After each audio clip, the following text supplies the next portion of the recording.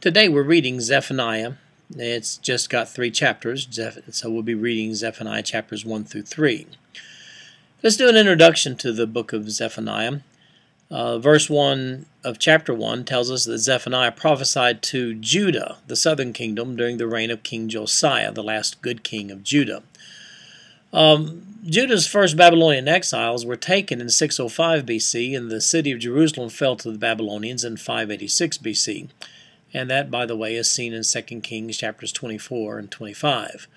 With only 3 chapters, the book of Zephaniah, this prophet was determined to convey the message of God's approaching wrath. The word Yom, it's used 20 times in these 3 chapters. That's the Hebrew word for day. And it's referring to an approaching day of judgment. Chapter 1, so exactly how big is this judgment? Well, Zephaniah tells us there.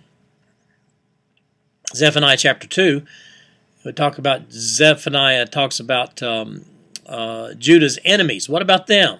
Do they get off scot-free? I mean, what happens to them? Well, he talks about that in chapter 2.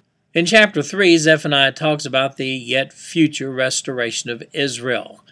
Yes, that day is coming, and he goes ahead and deals with it. So in summary, the fall of chapters 1 and 2, as we see in Zephaniah's writings, it's obviously that of Jerusalem and the region to the Babylonians, which they took over in the 6th century BC. But the restoration of chapter 3 looks to the yet future millennium, and that's under the Messiah. Well, that's today's reading. I know that you'll enjoy it. We'll see you tomorrow.